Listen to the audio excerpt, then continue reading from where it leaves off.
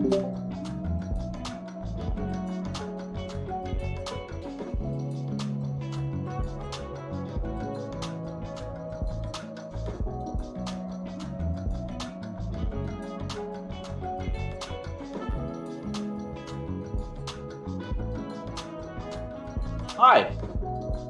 All right, commentary is here. We're coming in live. So, picks of bands rolling in. We've got TLC versus TSM. We've got all of the bands already in. Lee Sin, Thresh, and Ash taken away from TSM. And we've got the Evelyn, Swain, and Yasuo taken away from TLC.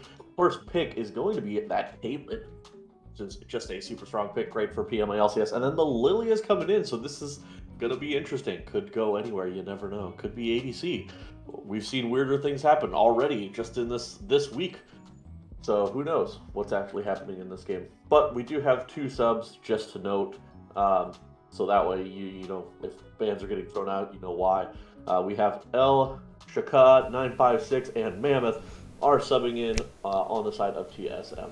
Yeah, and I think this this Caitlyn getting picked up here is it's a spicy pick because we know El Shaka is a big Caitlyn player. It's one of his most comfortable champions. It's probably the best blind pick at an AD carry that you can play right now if you're not so mechanically inclined to be able to produce something like an early pick Vayne. Or maybe even Samira could be up in that regard as well. But even then, she gets shut down by point-and-click CC, and there's a lot of CC coming out from the side of TLC now with this Nautilus. Yeah, and I mean, Caitlyn, even if you do have a high skill cap, is very strong early with the traps, the slows, the extra damage, the auto, extra damage auto attack. It's crazy. So, but a really strong pick. But yeah, Nautilus, one of my favorite supports. So much CC, so much tank. I hate to see it on the other side, but I love when it's on my side. And then Rek'Sai coming in. Rek'Sai is something you don't see all too often. But Rek'Sai can be a very strong champion. If you're able to get ahead early, you're able to move your way around the map. And then Alistar is that final pick coming in for TSM after the first round of bans. So I think it's a great counter to Nautilus. Also, that super beefy tank support, great engages, great knockback CC, and good survivability. It's interesting to see the emphasis on a pick like Alistar, though, when something like Leona is up. Maybe that's just like dictating a level of comfort for these champs, but I think, 9 out of 10 times Leona does everything that Alistar does, just a little bit better. Especially into a Nautilus, somebody that her passive magic damage can really punish when it comes down to trades. But we've got the Urgot coming out here as our top lane blind pick. Yeah, we saw there ends up being 4 mid lane bans coming out.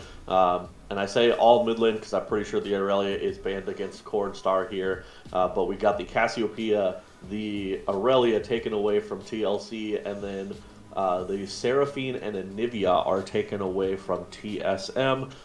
So literally Nate is not going to be playing either one of those more supportive, very zone control-y champions this game. Interesting to see Lissandra come out here as the pick for Cornstar. That's not something that seems to be quintessential Corn, as it were. I was just about to mention, minus the Alistar, this side of TSM is really lacking in very strong CC. So something like the Zed or the Yasuo, or rather the Zed or the Yone, a pick that he is also comfortable on, could have came out. So then the Vlad's coming out as well. Vlad probably going towards Quadratic there in that top lane.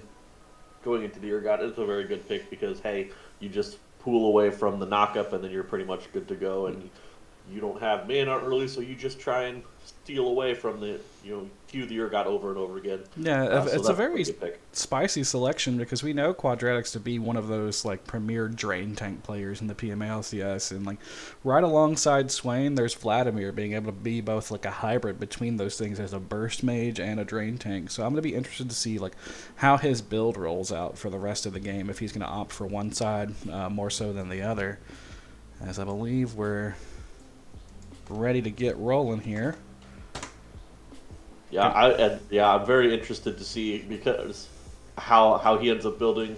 Partly because Rek'Sai the champion itself is just not super tanky. Like, you can kind of build that way, but you don't really do a whole lot of damage unless you're ahead. Now, I mean, you can say that of any champion, which is the problem. Like, if you get ahead, like, you're going to do more damage because you're just ahead. But usually Rek'Sai, you want to kind of build that more fighter build, and so then it's like at this point, the really only tanky champion you're going to have is Nautilus, and that's just your support, who's not going to, it's going to be a little bit behind on the actual build paths, because Vladimir usually was just going to build basically your, just more health than actual resistances. So Urgot can, if Urgot stays even, can probably get into these fights and cause a lot of commotion, doing a lot of damage and just, like you said, kind of drain tanking in there. It's going to be an interesting way to see how TLC starts these fights. Because like you mentioned, Rek'Sai is very much like a snowball champion. If she doesn't get her gas early, then she's not going to be kind of effective in the team fight stages of the game. She's very, very early game focused. And she's got like the setup from Lissandra and from Nautilus that's like plenty of CC for her to get all of her combos off of in lane. But just how they start fights in comparison to the side of TSM is just it's weird. Like, they have like the ability to go in off the back of like a Nautilus hook, but outside of like Lissandra clawing her way in and then doing like W into her ultimate baits or a Zhonya bait kind of thing, like, I'm going to be very interested to see how they start these fights against TSM, who don't particularly look to care to engage. Like, their team comp honestly says to me that they would rather this lane phase exist for as long as possible. So yeah, I mean, if it's one of those things, if you see a Lilia get ahead, Lilia hits her bowling ball on a couple people and then the ultimate, and that's all the engage you need.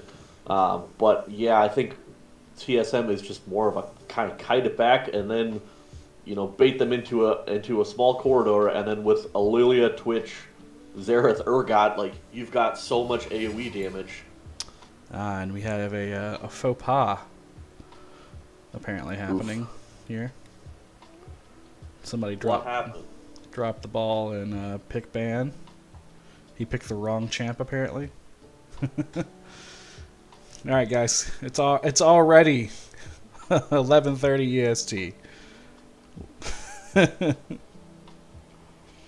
But I've still got the comps pulled up here, but like we were kind of mentioning, like, this side of TSM is very much a kite back scenario, and it's now that I'm like looking at TSM, like, I'm having more troubles figuring out how TLC gets their way into these engagements, because they have such good counter engage on the side of TSM. You're not just going to engage into range of Urgot flip into Alistar combo.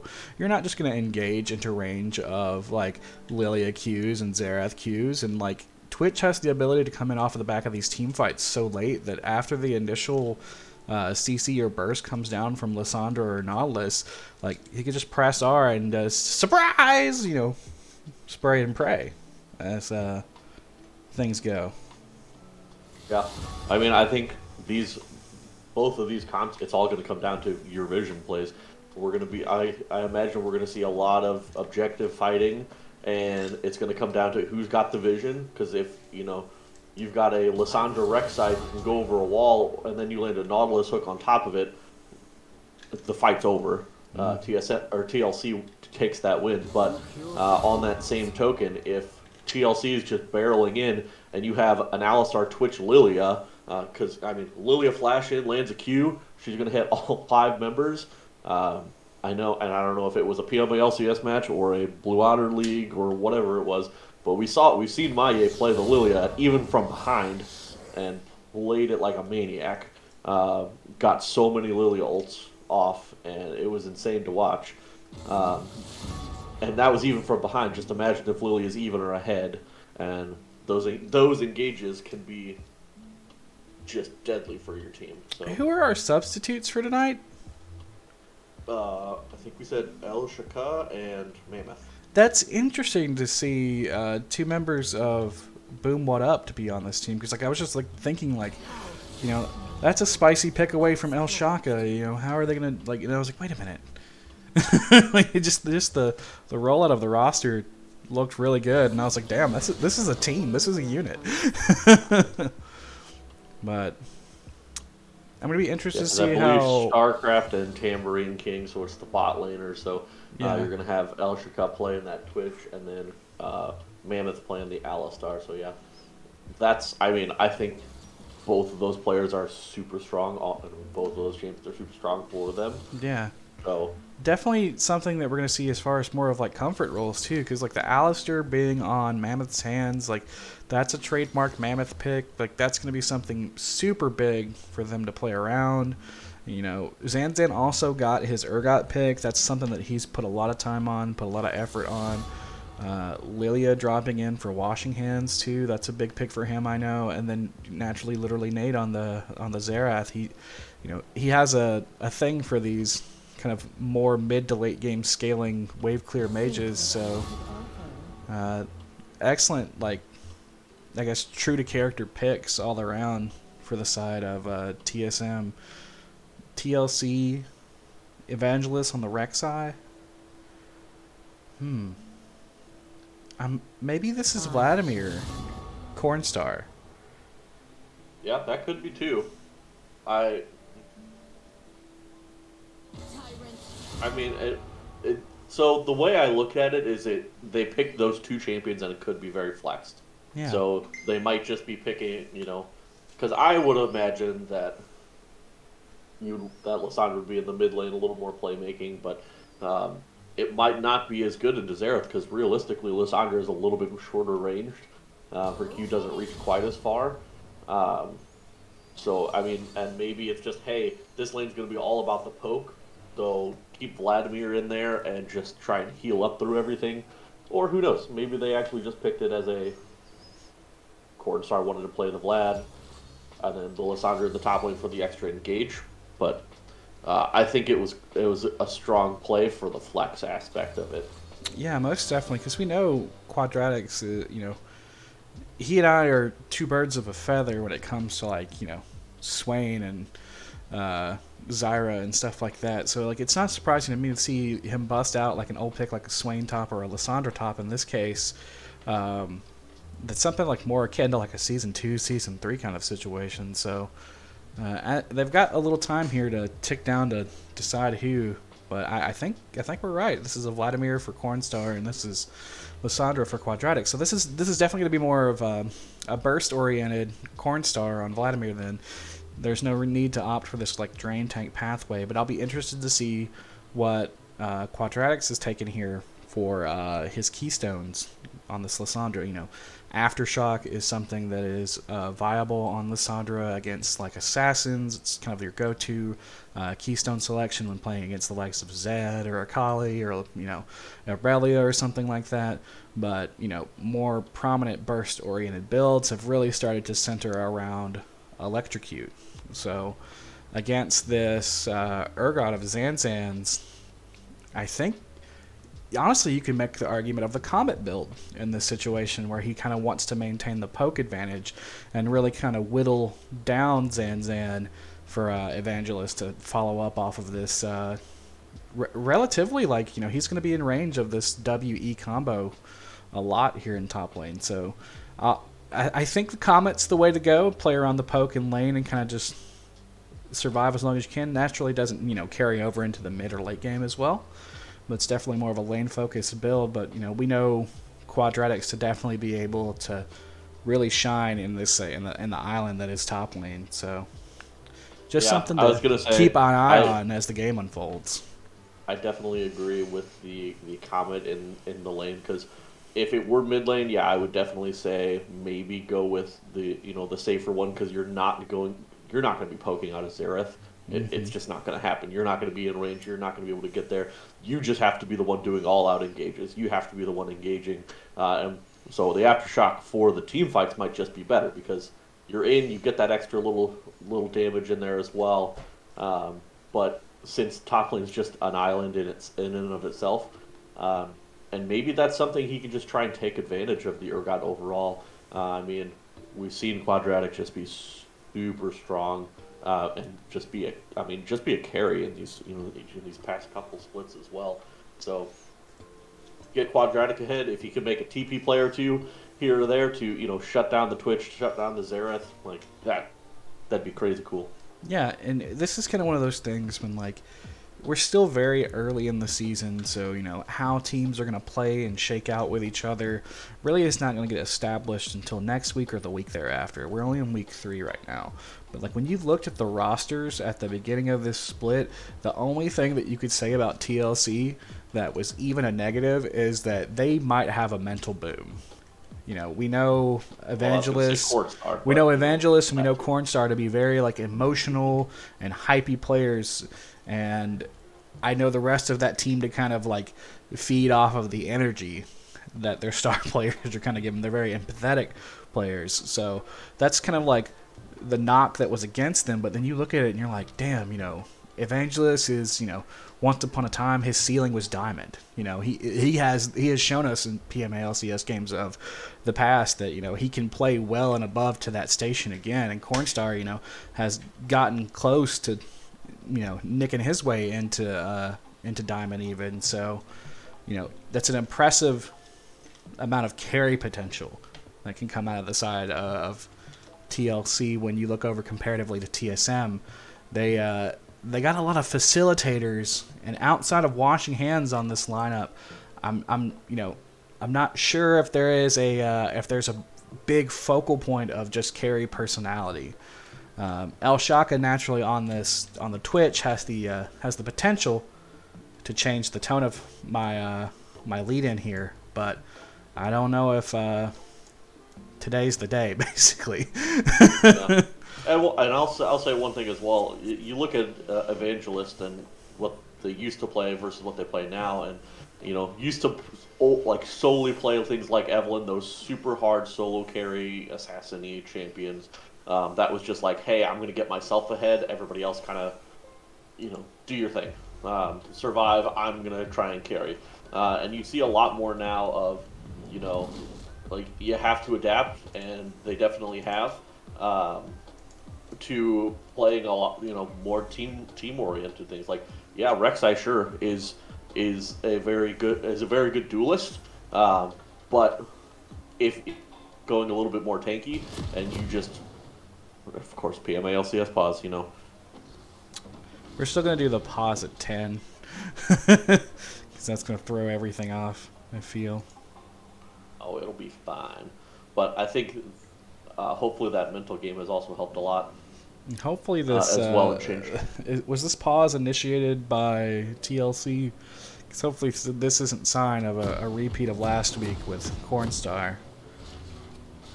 Ah, no, it was just DLC for Riot Client. Got it. Wait, what? Are we paused again? Or am I just frozen? I'm stuck at 11 as well. What? Spectator bug? I think it is. It will go away eventually. Just give it a second, I believe.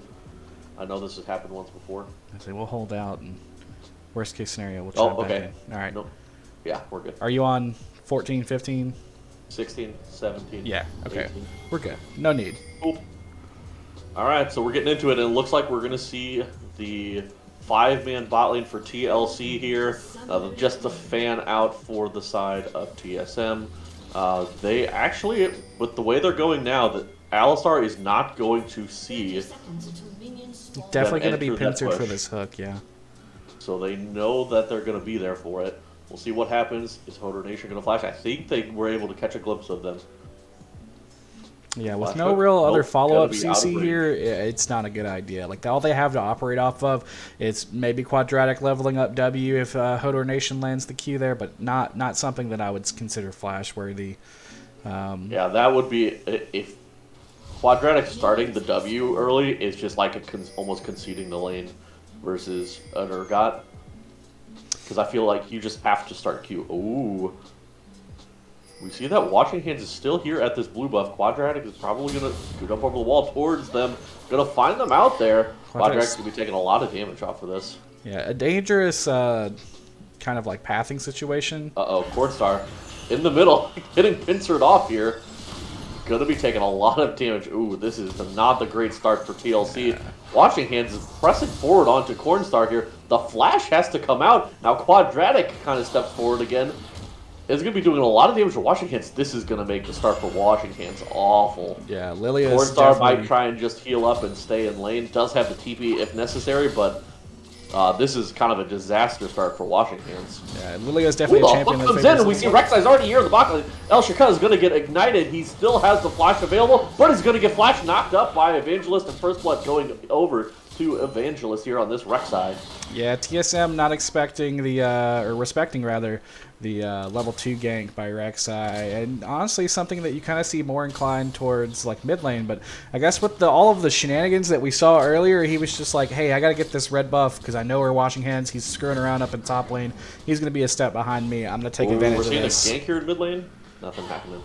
So I'm going to take advantage of the time that he had on his hands to steal or to rather get his red buff and then make the play down bot and get the first blood for himself. But some things to note: Cornstar opted for Phase Rush this game.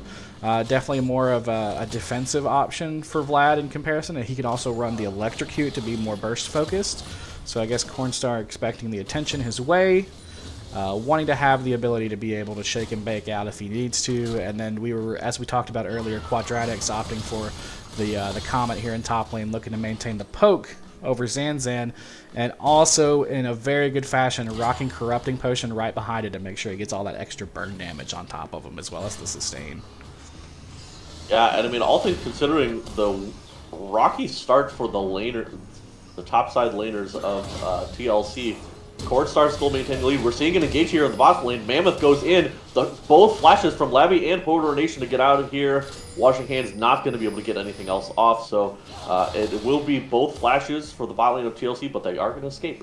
And just something to point out here, like, think about how bad Washing Hands' start was and how fast he cleared from the top side of the map to the bot side of the map and maintained like a very quick CS advantage and got in a position for a very real quick, we're pressureful gank gank here in the bot lane. Never mind.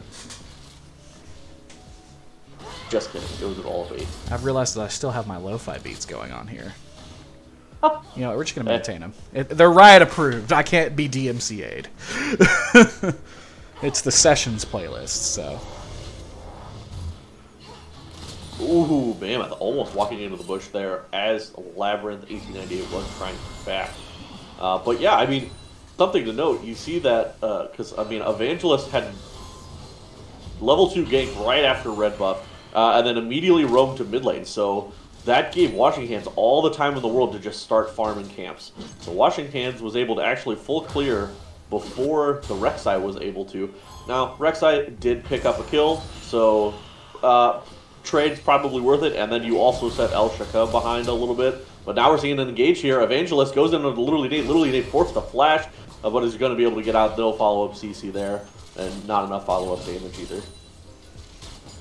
Yeah, and you know, another thing to point out if this early game is the bad start of Cornstar on this Vladimir, how poked out he got between Xerath and Lilia at that level 1 exchange. And he's done an excellent job throughout this early phase, operating off of just a potion and a Doran shield to sustain his way through things in this early matchup. His timing here on his first back might be a little bit awkward in comparison to literally Nate due to the teleport advantage that he possesses. But I mean, Cornstar has teleport available. Oh, does he have a teleport available? Okay, yeah. Yep. I didn't realize he took teleport himself. I figured he would opt for Ignite. Yeah, he's got the teleport available, so, I mean, Dragon's up. Neither team is really prioritizing it at this moment, so. Yeah, just very small, like, incremental advantages right now. Not something that you really want to look to make a huge exchange with. But we got Lilia floating down here on the spot lane. Definitely showing... You know, Washing Hands showing where his emphasis is. He wants to get this Twitch off the ground against this Caitlyn. And Caitlyn, interestingly enough, has opted for Fleet Footwork over the Lethality build. Oh, Mammoth going in onto Hodor Nation is going to knock him to the side, knock him up. El Shaka steps a little bit too far forward and gets hooked and ignited. The trap is not going to land there, though, but that's so much damage. He's going to dodge the Piltover Peacemaker, whatever it's actually called. I don't remember, but they are both super low. Hodor Nation is not going to be able to land that hook. Yeah. Elshka did have the flash available if it was actually necessary, but right now we're also seeing that Lilia and Xerath are putting pressure onto this dragon. They do pick that up. I'm going to call it as if that was an engagement based around wanting the pressure to get that dragon, because El Shaka and Alistair, or Mammoth on Alistair, they didn't really do a great job. What we're seeing in the engage here on the top lane, both flashes are going to be burned. Quadratics looking past the Watch out for Rek'Sai here right behind Xerath as well in the mid lane, looking for the angle. Is going to go over the wall, is not going to be able to get in range for the knock-up, though, and knows steps too far forward, that stun will come out, so great way to not get too greedy there by Evangelist. But yeah, back to what I said earlier, you know, I think the engagement that happened down on bot lane by Mammoth and El Shaka was primarily to give Lilia that pressure that she needed to take that dragon uninhibited, and also something to probably draw the eye of Evangelist if he was down on that bot side during the period, because the way that they played that fight is something that, like, they should have won the trade. Like, I think you should be winning these trades as Alistair and Twitch, especially considering Caitlyn lacks that that burst that comes out of, like, the Dark Harvest build this early in the game, but they didn't respect the size of the enemy's minion wave, and Twitch got the hook right into the middle of it after getting an auto attack on. So you got about 6 or 7 caster minions smacking you in point blank range, really going to change the tune of that trade. Yeah, I think Elshaka was trying to get in range of the Caitlyn to be able to hit the Caitlyn, but was just a little bit too far forward. They could have easily just took a bunch of damage onto Hodor Nation, but yeah, a little bit of, you could say, greedy missteps. This is so much damage coming out of Quadratics right here. Holy shit. Here it comes. The engaged Zanzan is getting taken very low, yeah, but is going to just dash out. Zanzan just standing behind his own minions, eating the Lysandra empowered Qs. Rek'Sai is coming top. They know where he's at. The ult is there for Evangelist as well, for both parties. He's going to go in. He's going to hit the knockup. He's going to hit the ultimate. The shield is going to be just enough, and then he's not going to take the additional tower shot, but here comes the Xerath ultimate. That's just going to miss, but here comes Washing Hands, who should be able to pick up this kill. Maybe. Get the flash. Okay, the flash will pick up the kill there. Did have the portal, the little portal over the wall, so might have been able to actually make him an escape without Washing Hands using that flash, but either way, flashes burned from both junglers, kills picked up by both junglers. Yeah, very good awareness by... didn't even get an assist on that one either, so... Yeah, very good awareness by Evangelist on trying to get to that tunnel. That definitely would have changed the tune of that gank. But, like, something to note on this is, like, you've got a Lysandra. She has a passive that is literally a Zhonya's. You could just have Lysandra start off these dives, as we see Mammoth. Stepping a little bit too far forward. Elshaka is opening up fire onto Labyrinth 1898. The heal is going to be just enough with the blast cone. And now Elshaka is stuck on the wrong side of the map. No flash available because he used it to try and get in there. But meanwhile, on the other side, literally Nate is going to catch out Quadratic. And now Elshaka is going to get taken down. So another kill going over to this Rek'Sai, who is 3-1-0 right now, picking up a lot of damage. Flash is just getting burned left and right here. Some little bit over-aggressive engages on both sides. Yeah, I like the look from the side of Mammoth and El Shaka trying to get that Caitlyn as she came through the tri-brush. But it was an excellent job by Labyrinth of being able to kite that back towards the blast cone and dodge everything, as Cornstar is getting looked at right here in mid lane as he dodges the knockback with his own pool. So excellent play. The healing comes in though and saves Cornstar from the extra burn that was coming in from red buff and Lilia passive as well. So looked really good there from Mammoth, who knocked up Cornstar. It just didn't last long enough for them to get all the extra damage down, and he was able to cool and then heal up afterwards. Yeah, this is a very spicy role of the game right now, because we've got, you know, Evangelist picking up 3 of the game's kills for his team right now, so he's definitely like the focal point of what's going on in terms of gold. But we've seen how strong, like, the map awareness is for this top side of TSM. So I'll be interested to see if Evangelist can really start to play around this, play around counter vision and look to see what he can make happen. As we got Nautilus ulting Washing Hands here. Washing Hands gonna get under the tower there, so nothing really gonna happen. Hodor Nation is gonna take a little bit of damage. Meanwhile, in the top lane, Zanzan's getting dove here. Quadratic's just gonna use the ultimate and everything. take that kill down there, but now we got a 4v3 here in the bot lane.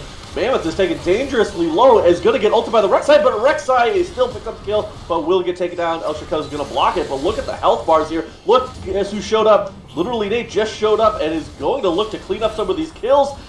Labyrinth is going to be able to dodge that first one. Lilia is going to get taken, get a kill there onto the Vladimir, and literally Nate picks up that final kill. So, overall, ends up being a 2 for 4 across the map quadratic. Picks up a kill in the top lane and multiple plates, but on this bot side, nice engages and kiting over that wall. Definitely helped TSM pick up the kills, and now they're going to be able to get this dragon here. It's definitely a very aggressive position to be in. As I think this is a dead evangelist. Goes it over the wall, and he's just going to get taken down for that. That was really aggressive. Didn't have flash to get out. I don't know if that was worth it because that's just a second dragon. They also made the call for Vladimir's teleport to come out there too, so I think they expected more from that situation. But I don't know. I felt like if you're gonna make the play for the dragon there, it's the call for Evangelist to go for the steal and nothing else to happen. Yeah, I'm wondering if they thought that health bars were going to be lower than they were, but I mean, Mammoth was already back. He was full health from backing, and everybody else pretty much was at full health minus Washing Hands, who was probably at 3/4 health at that point. So, I mean, if they were a little bit lower and you had Cornstar there with his ultimate and everything, you could turn that, but everybody's health bars was still just too high, so it didn't even matter. Gonna get Twitch chat pulled up here. I'm not actually paying attention to it like I typically do. Everybody's health bars was still just too high, so it didn't. Oh, we're seeing Mammoth coming in here. They're going to knock back Border Nation. Xanda's going to miss with that knockup. He's going to miss the ultimate as well. However, Border Nation is still going to go down, but we've got El Shaka getting taken down by the Evangelist, who gets the ult off, but now Quadratic's in the middle of the team fight. Let's see what we can do. This Lilia is super strong. Mammoth also getting auto-attacked by Labyrinth 1898. Oh, but the passives from Quadratic are going to come out. Not going to be able to pick up that kill. Cornstar also getting taken very low. Lots of trades going on here in the bot lane. Cornstar doesn't have his flash anymore. He's going to get taken down. He just kept staying for so long. And literally, Nate picks up the kill. The solo kill onto Cornstar here in the bot lane. I think it's just a little bit of disrespect on the side of TLC right now. Like, they lost the exchange at Dragon and then immediately looked to fight TSM after they had banked off of all that gold.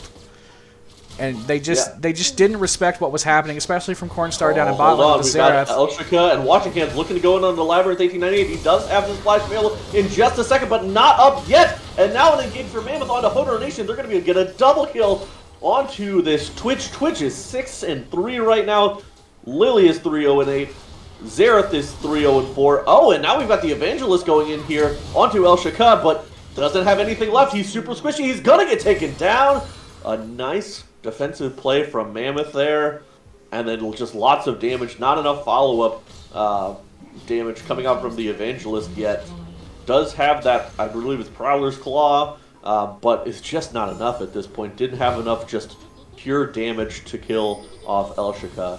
Like, it's something that he's got that angle if he's there by himself. Oh, now Cornstar's stepping forward. He does have the flash available. Going to hit the knockup. Doesn't have the ultimate. Cornstar going to be taking a lot of damage here. The ultimate from Twitch is coming out, and that's just going to be an immediate kill. The nice stun there from Mammoth prevents the pool. I don't think Cornstar was ready for it, or maybe he didn't have pool available. I don't know. Now we're seeing another engage onto Quadratic here. Oh!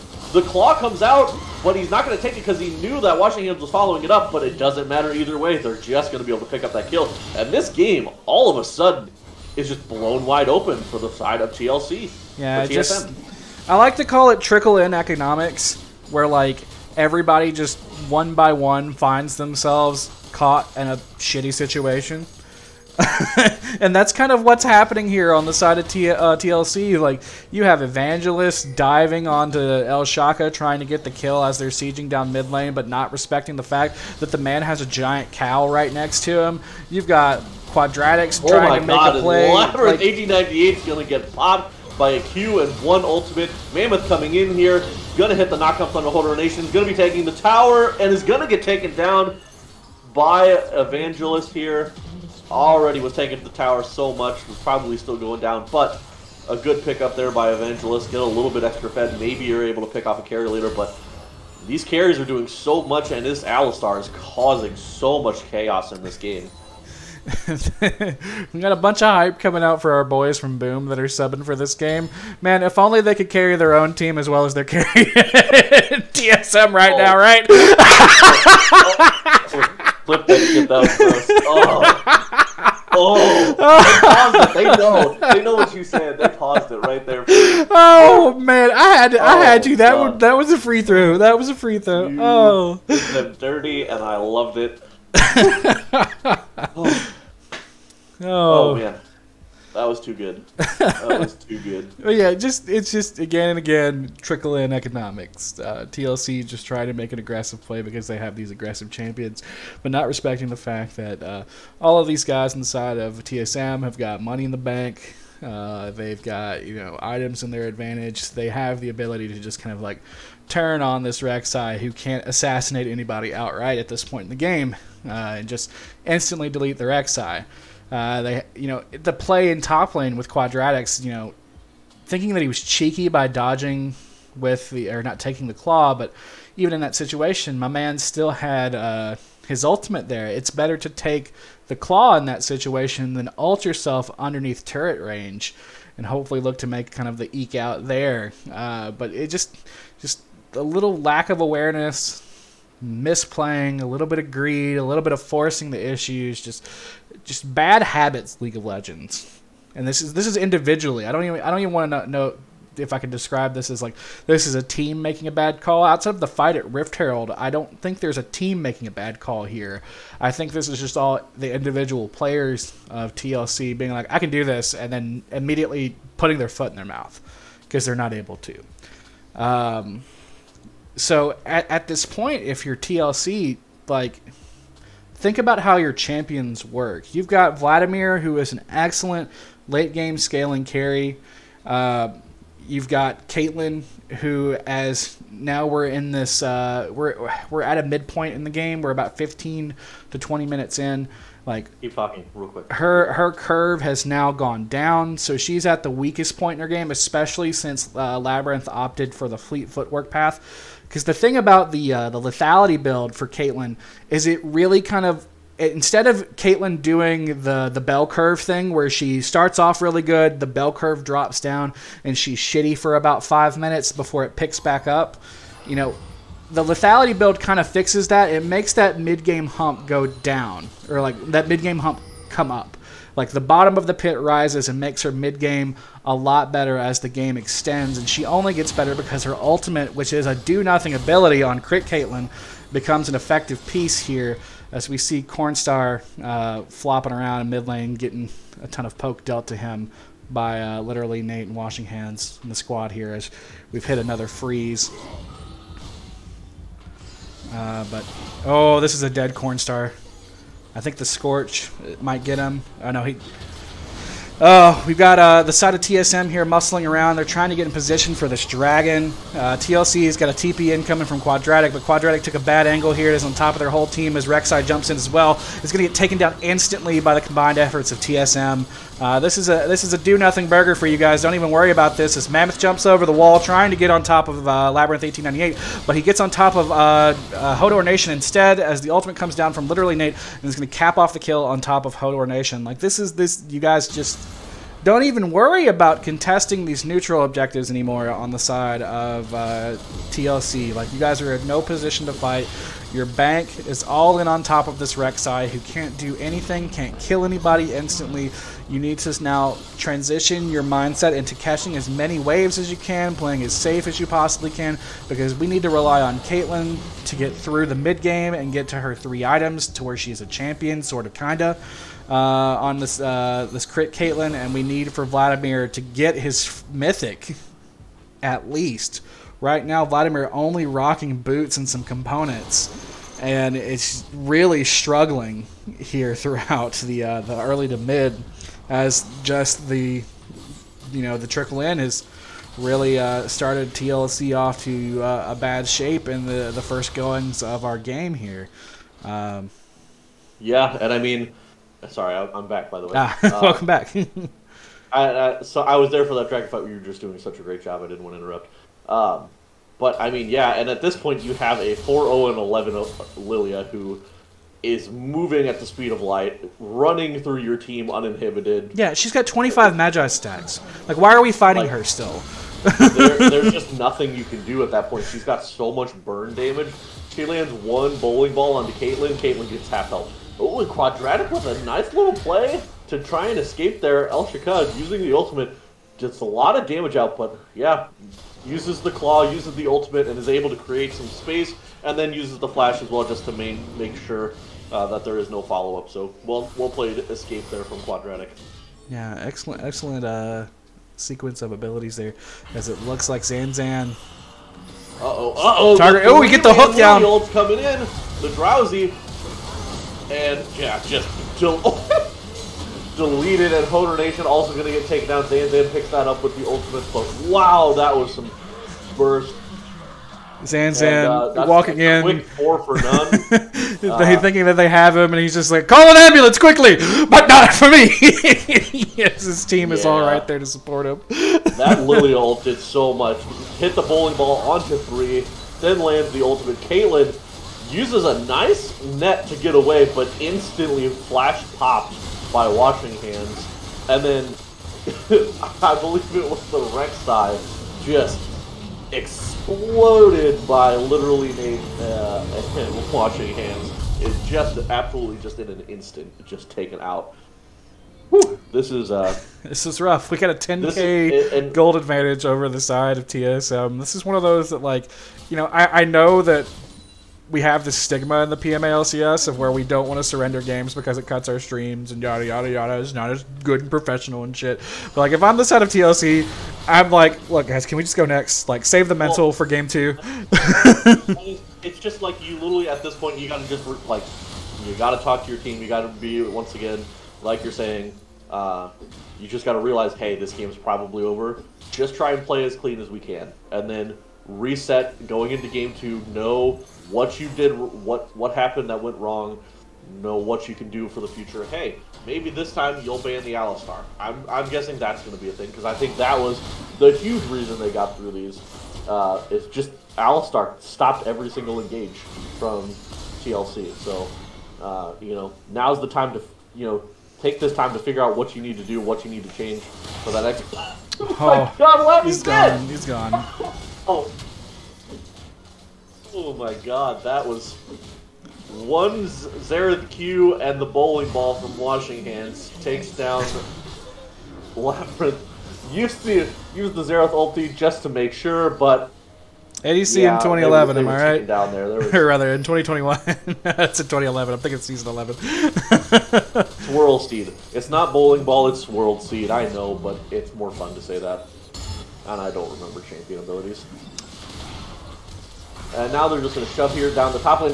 Last-ditch engage onto Quadratic, but the ultimate from Zanzan's coming out. The fear will come in onto Hodor Nation. And once again, this is just going to be a wipe. Zanzan's tanking up the tower. Cornstar's attempting and is not going to get anything out of it. Zanzan actually is going to survive somehow.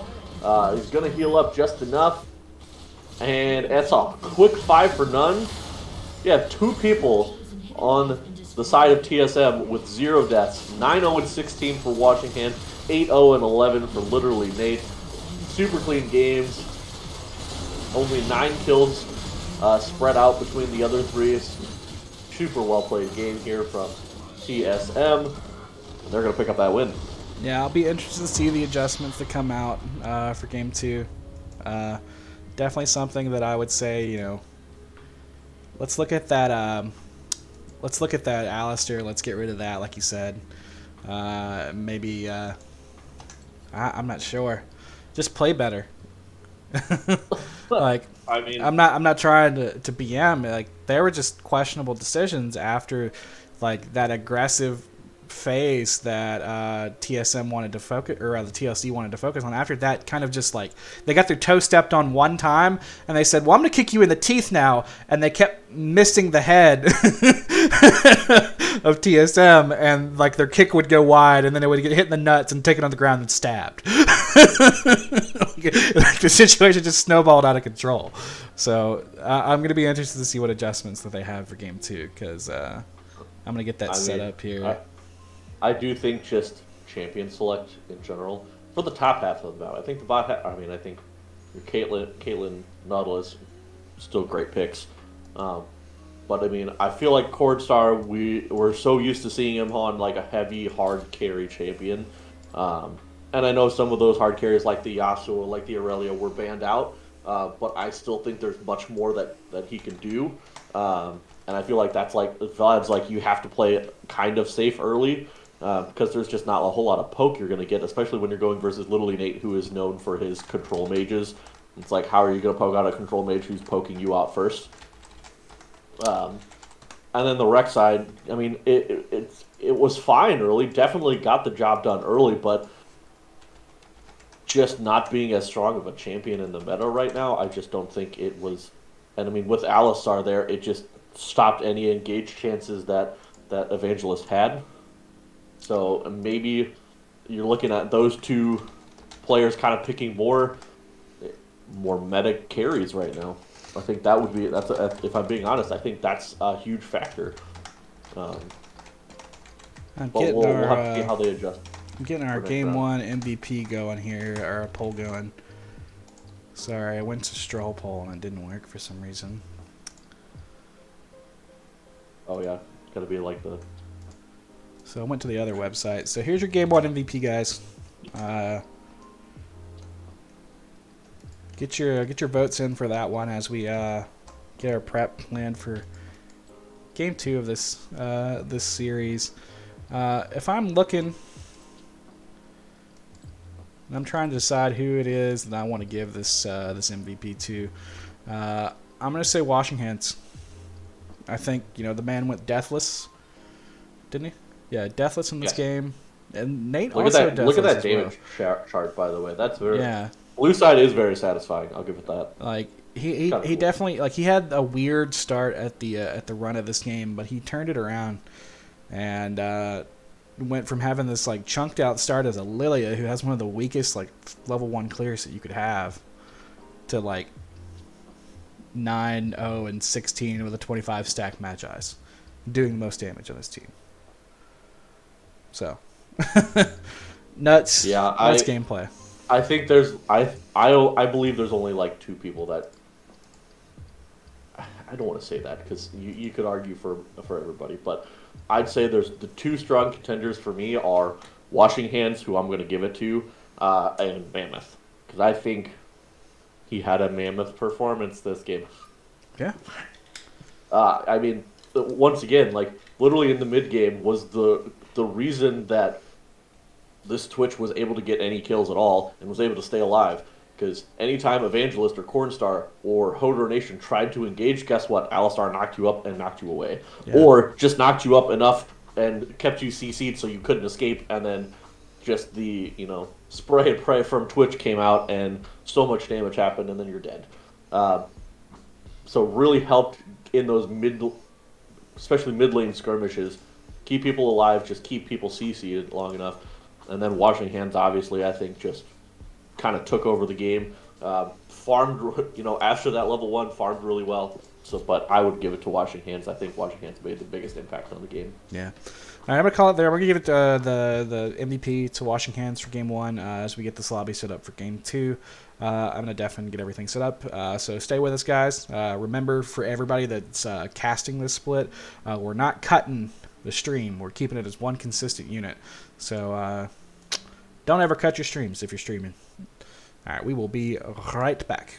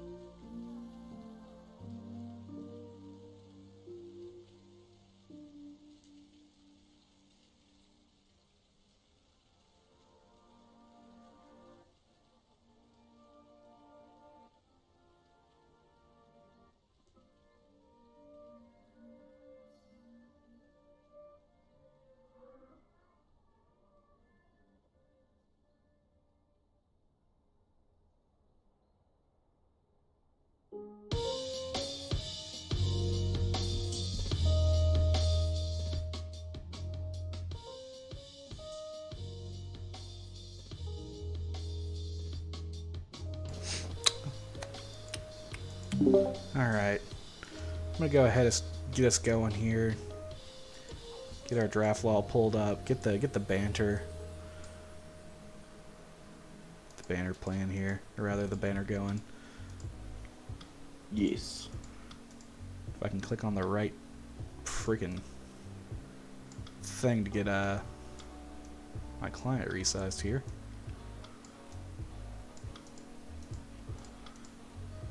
So in my my ranked journey update, I got Plat 3 playing 80 carry only the other day.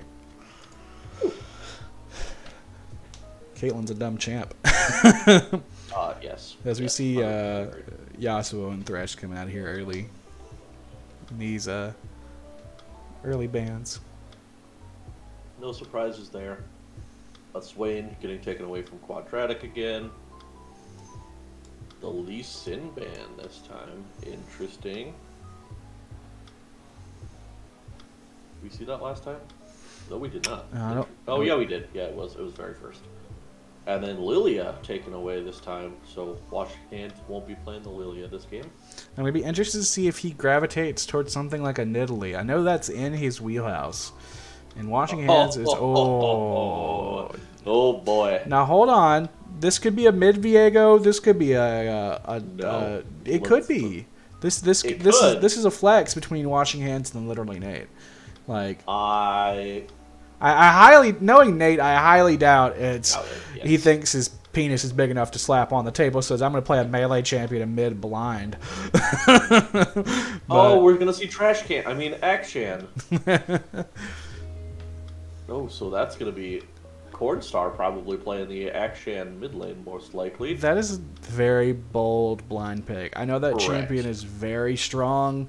It's something that's very meta right now. Something to keep your eyes on if you're playing him or Egg Boy. But just he did say my dick's big enough. I'm putting it out there. Like I can play this champion blind. As Gwen comes out of for the a second. top lane. No, this is not. This is not top lane Gwen. This is Evangelist Gwen. Jungle Gwen. Jungle Gwen. We know he was doing that when the champion dropped last split.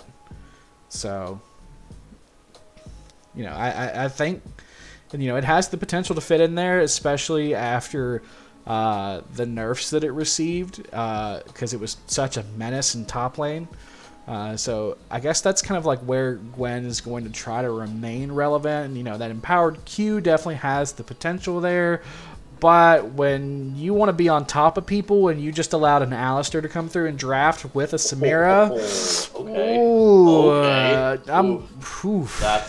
that's scary. I mean, once again, the Alistair so good will be fantastic into the action.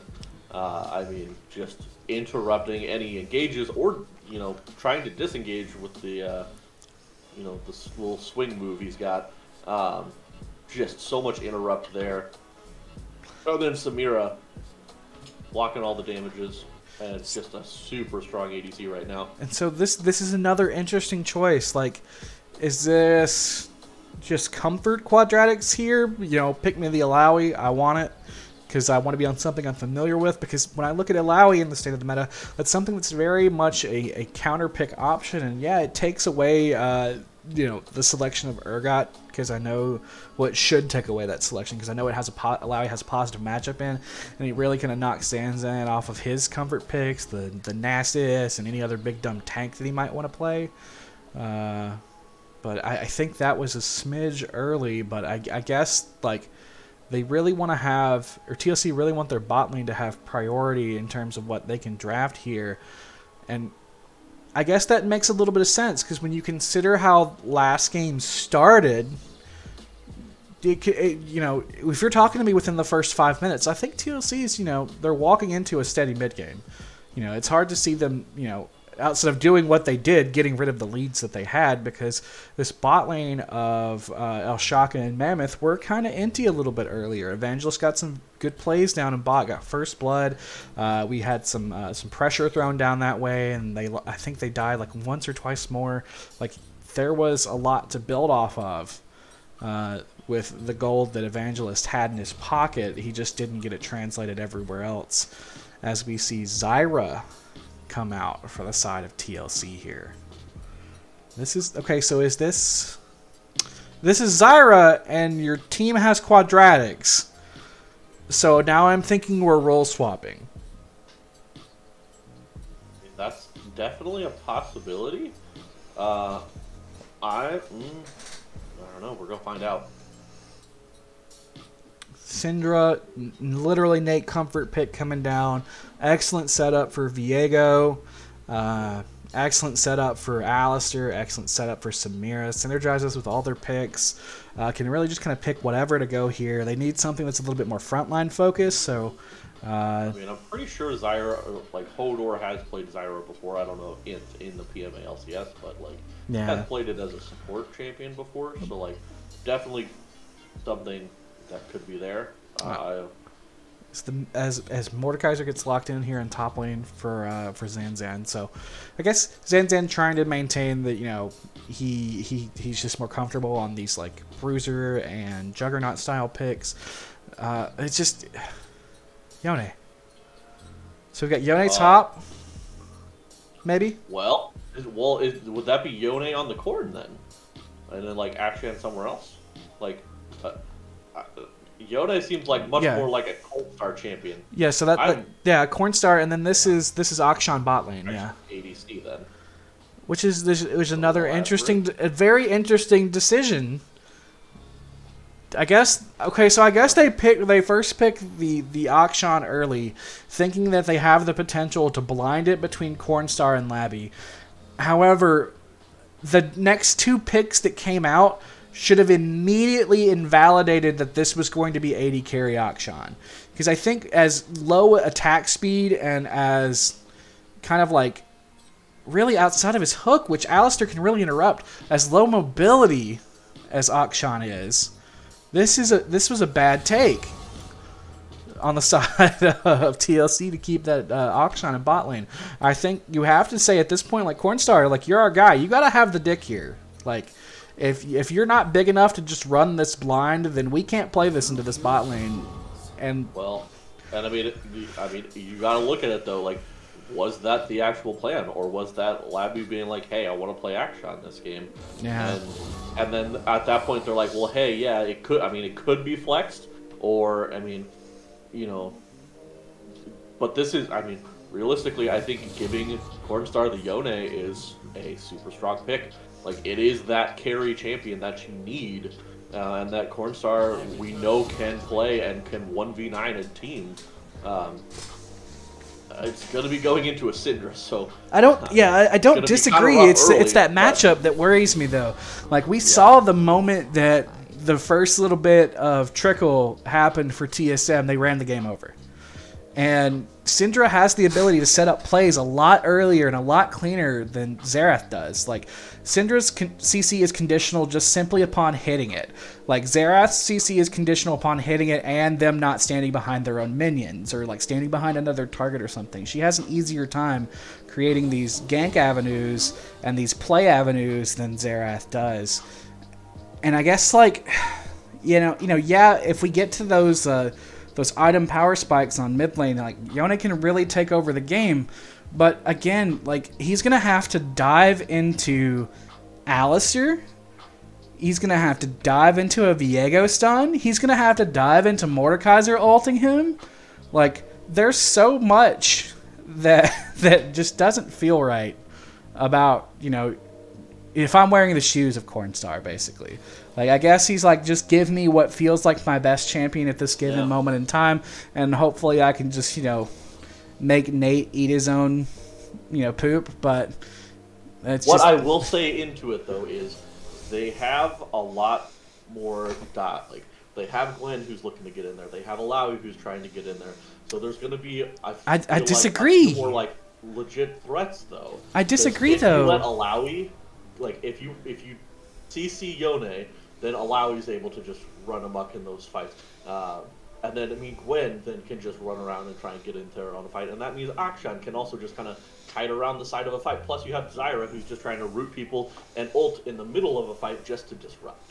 It's going to come down to execution, but I think, I agree. You're totally right that it's going to be much harder for TLC to execute their comp.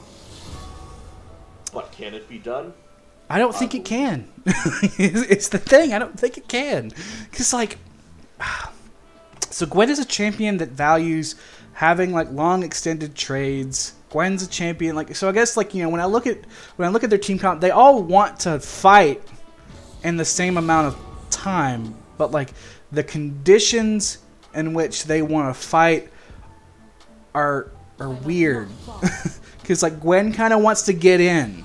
Like, she wants to, like, get in on top of somebody, get the Q burst damage.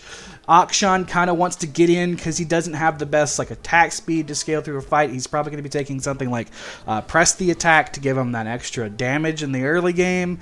So, like, those two are champions that want to get into things. And then Yone, you know, he's got the ultimate that takes him into things, but he definitely wants to play fights more like an assassin. He wants to see Syndra's ball go down first. He wants to see Alistair's stun go down first. He wants to see Viego's stun go down. He wants to see Mordekaiser's stun go down. So he doesn't want to get into these, like, exchanges until after the fact. And then you have, like, Zyra and Alawi who want to not get in. Like, once they're in because, like, Alawi's a juggernaut, but they want the fight to come to them. So, like, it feels disconnected. It feels very much like if they're in a situation where they have to fight 4v5, like, money to TLC, because I think their damage is less skill shot oriented, and it's more like auto attack based with the Yone, the Gwen, the Akshan. So, like, I give a little bit, you know, credence to them in terms of unavoidable damage, but it's just, if we're talking straight up 5v5, everybody's even. We're even dragons, we're even gold, we're even items. Like, the ability to be able to go in with Alistair at the drop of a hat, stun somebody, then have Samira come in and do her Samira things. Like, that's a lot of lockdown for one person. So to have that be able to just start off a fight and just really dictate how a fight goes against this Alawi that's not going to be involved in things until about 20 minutes in because she's an island champion, you know, I give the favor to TSM every single time. I just think TLC is a little bit too disjointed. I think this draft was a little scuffed. You know, this is where, like, I'm going to go off and they're going to clip this and they're going to be like, aha, Jake, eat your words when they win the game. But this is just, I'm not drafting this, is what I'm saying. I wouldn't have things roll out the way that they did if I'm TLC, because it's a little all over the place. It's a little random, and though we play the PMALCS very much like a gold solo queue where shit just goes off the haywire suddenly, and, you know, the team that was losing starts winning like we saw a minute ago. I don't know if this comp in particular thrives off of that level of chaos. Yeah, I mean, it's all going to come down to early game. I'm really, especially in these fights, for TLC to be able to, I mean, obviously, Cornstar's going to have to do his thing in fights, but I'm looking honestly at Hodor Nation.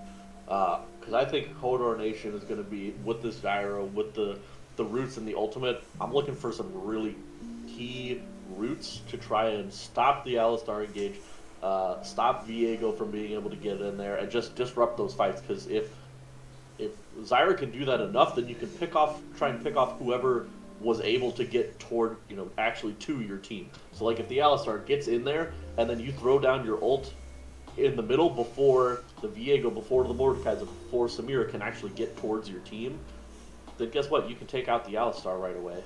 And maybe that will disrupt the fights enough that then, hey, guess what? Your big CC tank is out of the picture. Now it's time for Gwen, Alawi, and Yone to actually dive in and run and take over a fight. Yeah, like, Zyra definitely has the support matchup in her favor. You know, as the triangle works, enchanters beat mages, mages beat tanks, and tanks beat enchanters. That's typically how that folds out. So they have the potential to really kind of, like, stifle what Alistair wants to get accomplished throughout this early game with the Zyra. But we're also talking about Mammoth's Alistair. We're not talking about another member of the support mains, you know, playing Alistair. We're talking about, you know, this is a champion that if you could identify something next to Tahm Kench that Mammoth specifically plays, it's Alistair. So I'm going to be interested to see how, you know, Hodo Nation plays this Zyra in the matchup because it's not a pick that I consider him savvy on. You know, he might play it on occasion, but I can't say that he mains the champ. You know, so I'll guess I'll get doubted here when I click on his mastery score. Okay, you know, he plays the champion. All right, good. That's good to see, because if this was just you're playing mage into a tank for the matchup favor, then we're a little sus here. Nope. I mean, also, I don't know how much Labby has played the Action. He might have played it a lot. I have no idea. I've never seen him do it. I mean, obviously, it's a really new champion, so I haven't seen a lot of people play it before. But you know, minus your like Egg Boy, who's played it quite a lot. Yeah. But it's not a champion that I feel very strongly about. I can recognize how good it can be. Pausing at 10. Yeah, I'm at 10 now. Same Z's. All right, I'll give us a count off. 3, 2, 1, go. Ready? Where's my time controls? There they are. Not something, you know, the Akshon's not something that I feel very strongly about. I can see its potential, but it's one of those things of like, as far as my exposure to the champion, I've only encountered it through that random guy playing it on the 1 week during solo queue when it first came out, so it entered. Alright, so they're going to be spotted here. Going for this invade.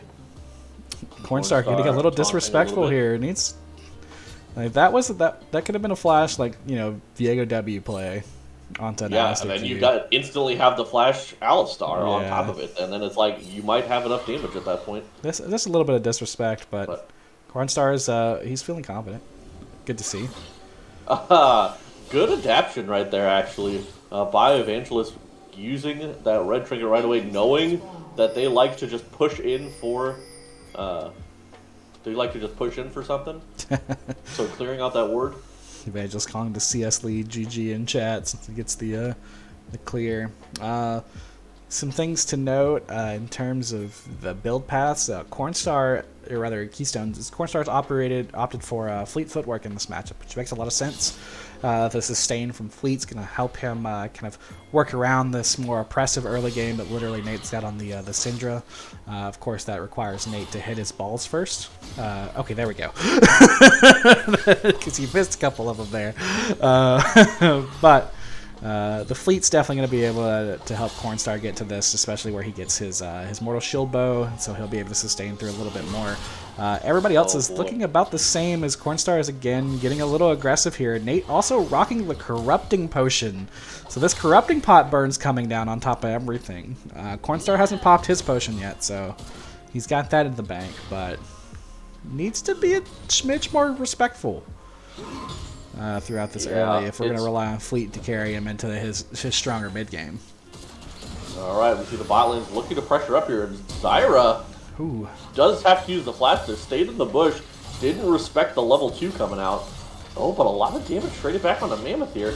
And now we flip back to the top lane. Lots of damage traded between these two top laners. The pull's coming out. El Shaka gets rooted up. Quadratic getting a good trade in there. Mid lane, oh, Cornstar, you are in a little bit of trouble. You might have to burn your flash here, but will it be worth it? Evangelist going in, finding Washing Hands here. Lots of damage coming in. Cornstar's going to have to go back. First blood is going to be picked up by the Gwen, and now Evangelist here is looking to go it on to Literally Nate. Literally Nate's not going back to lane, is going to land the stun, and is going to walk away. Excellent counter positioning there from Evangelist to be in the right place at the right time. As Cornstar, you know, I guess he was heal baiting the entire time. You know, he's like, I don't have any HP. Oh no, don't hit me, as he runs away. But yeah, I mean, really good bait overall. The Gwen was able to see the Viego in the shroud there, and so that gave Cornstar a chance to dodge out on a little bit of damage. Ooh, a lot of damage coming back here in the top lane as the Test of Spirit does go through. But yeah. Great work there, using that tether to be able to get over the wall and then jump back as well to be able to help pick up that kill. And first blood as well, so not just any old kill. All right, so top laners, if you're in this position that Zan's in right now, back. there's no reason for you to hang around this low with no health. Like, if you're going against a different type of jungler, you're dead here. Like, like there's no reason to try to stay here and get what smidgens of last hits you can get. You've got teleport in your pocket. Just teleport to a better state. Star right now is trying to get a little bit on the scuttle. Washing Hands is going to gladly take this fight. He's got Mammoth here with him, and he's got the extra move speed from that Shroud Cornstar, taking a lot of damage. Going to have the dash, but literally Nate's going to be there to pick up that free kill. Oh, the flashing by Mammoth onto Hodor Nation. Hodor Nation is going to get taken down. The extra stun comes in onto Labyrinth 1898, who is just going to heal and walk away. But a huge flash engage by Mammoth to get the double knock-up on a flashless Hodor Nation. Yeah, excellent play there by the spot lane of TSM. Excellent play by Washing Hands. Asserting his dominance. Super aggressive in the jungle of Evangelist. They're going to start fighting here. And Washing Hands is getting the better of this trade, but Evangelist might have the healing factor coming in. They're both going down really low, but the Alistar is going to come in and get the knock-up, and that's going to secure the kill. I was about to say, that stun's going to come through for Viego. He missed it early. Gwen might win the trade, but Alistar, excellent time showing up there and helping his buddy win. We talking mentals now? What's going on here? Let's get Cornstar slapping a little bit more damage onto literally Nate. Once again, Cornstar is very good at these champions, so knows the limits of these champions, so give enough time and give enough space, Cornstar can start popping off, even versus a control mage such as Syndra. Yeah, okay. You know, we're at a deficit on the side of TLC here. Like, they started off the game a little rough. They've got some signs of life with this Alawi in top lane, so maybe that's something that Gwen can put a little focus around. But a rough going from the immediate here. See, honestly, I think you just let Alawi do their thing. I think Alawi's going to be perfectly fine, even if you get Viego ganking. Once Alawi's 6, it doesn't even matter. It really doesn't. Because if Zan decides that he wants to pull Alawi into the Death Realm, then it's even more of a win for Alawi. So, I think just leave Alawi to do their thing. Already has a almost 20 CS advantage here in the top lane. Maybe just try and play safe around this mid lane. Get wards up. Just keep things warded up so Cornstar can play safe and not have to worry about Washing Hands ganking every 10 seconds. We'll see. Yeah, I think that's the play though. I agree in some sense of the words. I think that you can still put if you're Evangelist, I think you could still put the emphasis there. Here's the Alistar roaming up here. The slow's going to go in. Mammoth is going to be able to get the... this is an excellent freeze frame. This is an excellent freeze frame. Like, this could be that, like, the JoJo's thing, where, like, he's like, like, right at this moment. Get knocked up, but has to go back here. Why are you guys not helping? Yeah, help your buddy. He's about to go back into the middle of the Alistar. The ultimate's there. The shield comes through to stop. Really great teleport there to help save Cornstar, because the rest of the team was trying to just take down this dragon. Quadratix is the only real one on this team. Akshan's like, nah, you're dead, bro. Rip. Zyra's like, you're dead, bro. Said, nah. Rip. Well, we're not doing this. Like, no. Quadratix is like, I got you. Nakakeboto says you live today. Yeah, but that was a... Oh, no, and now you're actually stunned. Now you're just dead. All right. Start staying too long, dashing in with the Q procs, and dashes right into Little Nate's stun. All right, look, so the condition of Nakakeboto saying that you live for the day means that you back after that. But I guess his wave was just not in a state that he wanted it to be going against Nate. But that's something I literally touched on in yesterday's stream. Just, it's not worth it to just stay and try and push everything out. Just back. You may lose a couple CS here or there, but in these types of games where it's very coordinated, everybody's working together, it's not worth it. Yeah, it's because like, then you're going to lose those minions, plus you're going to give a kill over to your laner, and then it's going to be even more gold over to him. Yeah, it's more worth it to just keep things steady, back, get the CS, with your health advantage when you come back to lane. Because now we're looking at 3 kills being on literally Nate. We're looking at 3 deaths on the side of Cornstar here. The only thing that I'm questioning right now is... Cornstar in trouble again. Alistar gets the knockup here. He's going to get the stun, and that's just going to be another kill on the Cornstar. But the flash shield and Watching Hands is going to dive the tower to pick up the kill. Is he going to get traded back here? The oh, it's an execute, though. Down. So, that's 4 deaths now. Like, you know, I guess Cornstar was just like, you know, I'm going to open up the buffet this game. Power spike he's trying to play the Yasuo that gets banned away from him. I don't know if we need to be worried about that at this point, with the way this is going. But you know, BM aside, the only thing that I'm questioning with literally Nate right now is this option for the tier. I know that Seraph's Embrace is a strong item. I feel like with the lead that you have as Syndra, this is kind of delaying your potential power that you could be dropping down. Like, he already does an F ton of damage. It's just, why not be more redundant in that matter? Like, are you really using your mana that much to maintain these waves? Like, it's something to kind of like, if I'm Nate, I'm going to go back and watch and see if this item is worth it for this moment in time. Of course, you know, he plays the champ a little bit more than I do nowadays, so he might know a little bit of extra tech than I do when it comes to things. But I'm questioning that component choice. I guess only 400 gold, so, you know, c'est la vie. Yeah, I mean, and there's a 1.2k gold lead in the mid lane, and they're looking to try and get something done here in the bot lane. It's going to be very hard. Cornstar is just looking to help push something. Evangelist and Watching Hands are going to be fighting right now. However, Watching Hands is doing a lot of damage, but Evangelist coming out with the ultimate and the healing. Yeah. And it's a solo kill. Again, missing the stun from Viego to get this. Here comes the Syndra, though. Syndra does have the ultimate. The ultimate's not going to get off. Literally, it's going to flash over the wall, try and get anything done. But the Test of Spirits here, literally. He's in an awkward spot. Yone's coming around. Oh, is this the play? Yeah, then Yone's going to get in there. Oh! He's going to go over to Quadratic. Now, I don't know if that's what you wanted to do, if you wanted to take that away. But in the bot lane here, we see a nice engage onto Hodor Nation, who just dies instantly to the Samira and Alistar. But yeah, great kills there.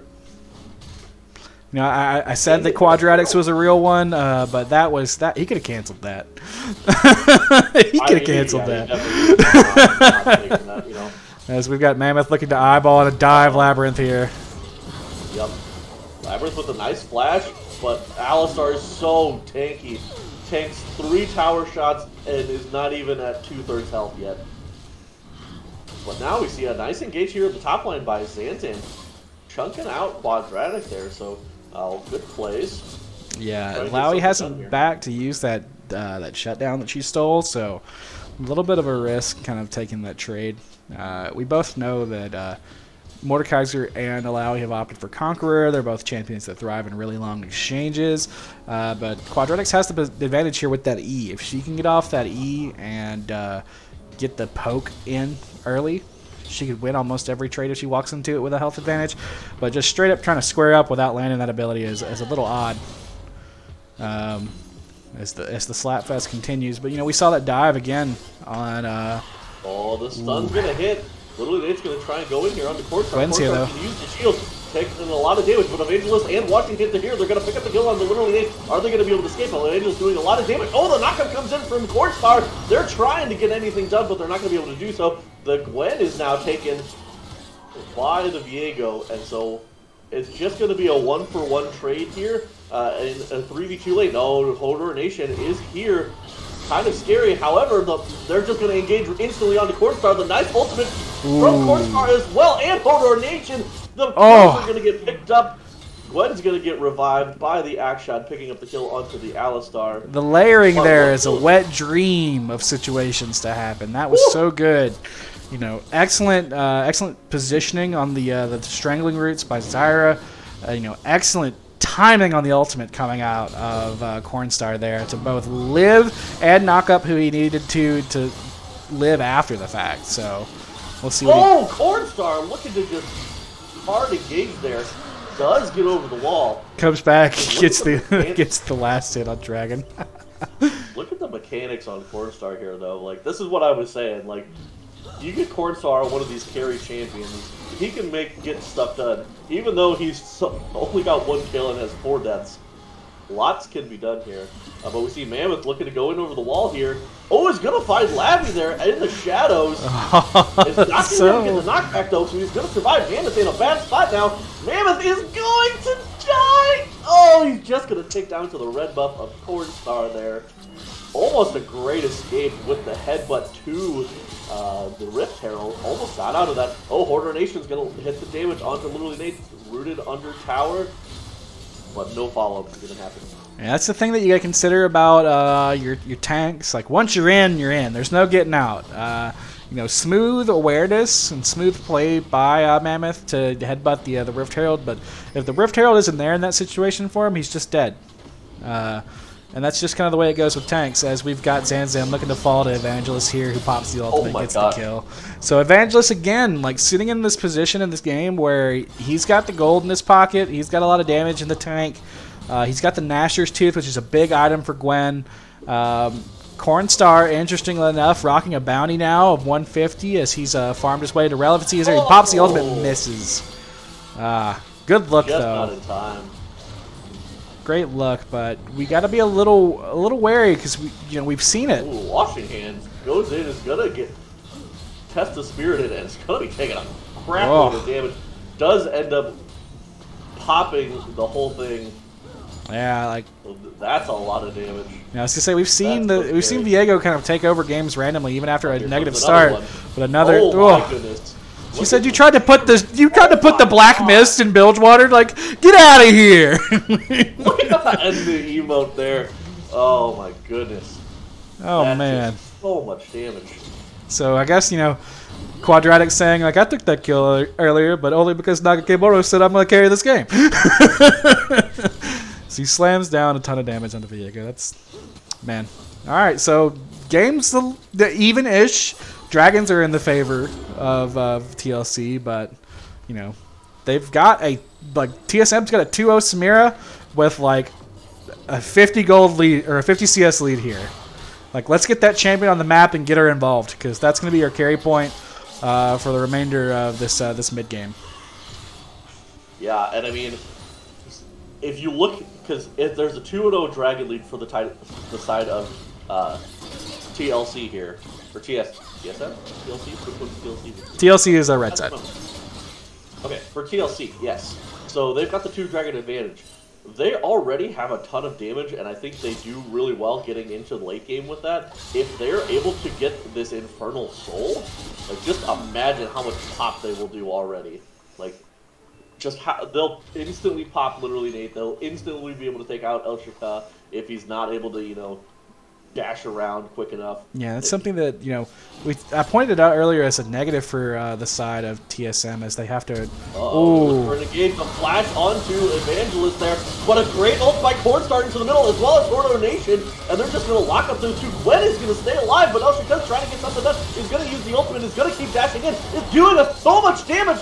But the double kill by the kill by the Action is going to revive 2 people, and Labyrinth is going to also pick up the kill onto literally Nate. Yeah, we almost saw Samira things there. Fight ends up coming back into the favor of TLC. Almost saw Samira do Samira things where I was going to be like, this is the awkward point where like the Samira has to kind of engage in on these Fed members. It started working out, but I think like there were a couple of missed abilities there that really just kind of threw things off. I think Nate scuffed a stun at the beginning of the fight and at the end of it. I think the engage without vision from Alistair was very bold, because we see where their wards are right now, and there was no way for Mammoth to know who else was in that area to follow up off of his engagement. But I guess like he sees that person walking into his side, he's like, I got Zyra stun, I've got my AD carry here present. But just risky business, especially around this dragon that's starting to spawn here in about 20, because this is going to give, or rather now for some reason Gwen's going on top side. So this is TSM dragon control, I guess. But we got 2 turrets, or rather a turret falling down here with Quadratics on top. This is game 2, everybody. Yeah, and now, yeah, you can see that they got that control there. The TP is coming in from Malawi, who does have a blast gun to get over the wall, but are they going to be able to get to the dragon in time? It doesn't look like they are. They're going to pick up the dragon. Hoarder Nation pops that ultimate early. But the TP in from Zanzan, he's just going to lock up Quadratic, so Quadratic can't get anything done. Quadratic misses the ultimate, but the engages. Washing Hands going to pick up Hoarder Nation. A great ultimate from Cornstar. There's going to hit 3 people. They're just going to wipe the Gwen is going to pick up 2 kills. Zanzan ends up coming out of there with Quadratic. Neither one of them works for wear, but Zanzan also is just going to get chased down here, and it's still going to be a 4 for none. Everybody's going to survive on this squad here. Both coming out from Labyrinth 1898, but not going to be able to pick up that kill. Yeah, so this is where they go back and they clip that portion at the beginning of stream where they're like, damn, Jake, like, your take on our team comp was really dumb. Like, look at the way that Cornstar hit a 4-man ultimate and won a fight. Like, wow. Like, should he be hitting that 4-man ultimate and winning the fight? No, but did he? Yeah. So, you know, I'm eating my words right now against this team comp, especially how the beginning of that fight was a little awkward with Zyra dropping her ultimate down, like, super early. Like, when your big kind of, like, fight disruption disengage point is off the mark there, I don't expect things to kind of work out. But, you know, Cornstar came in at the right angle, and that kind of just changed the tune of things. So, excellent job. Yeah, who is this Shaunatonin guy? I mean, like, yeah, I don't know. I don't even know who that guy is. I don't know who, you know, he must have been getting his pun information from somebody really weak. I don't know who would come up with a name like Shaunatonin. I totally helped him with it.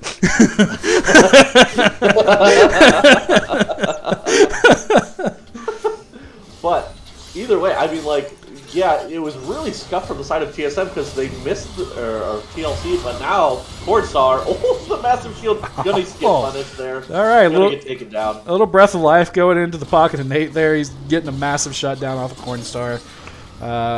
So excellent awareness. Cornstar a little greedy, trying to get the Raptors. That's literally Nate is disconnected.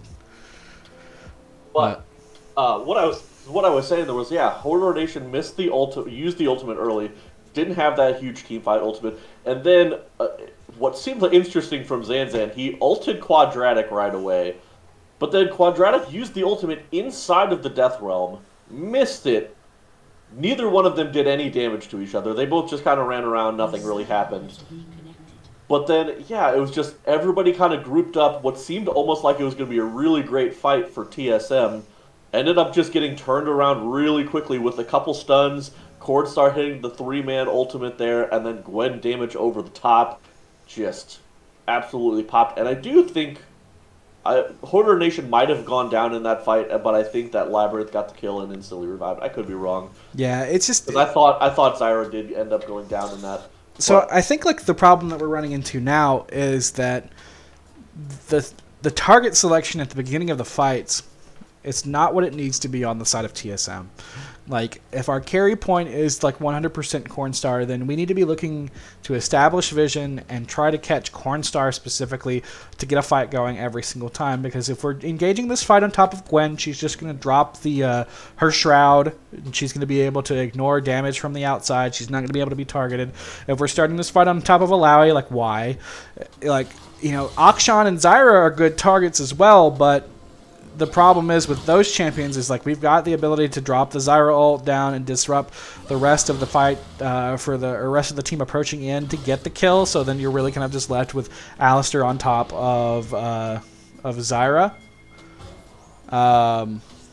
Yeah. Right now there's no vision, and you see that the bot lane of TSM are pushing the bot side. So this Baron's going to get started, and it is just getting shredded right now by this Gwen Alawi action.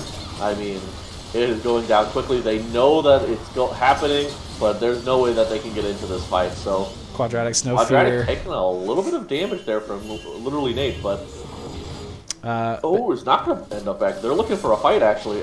El Shaka's not there with the team either, so wouldn't have been a bad time to try and find an engage.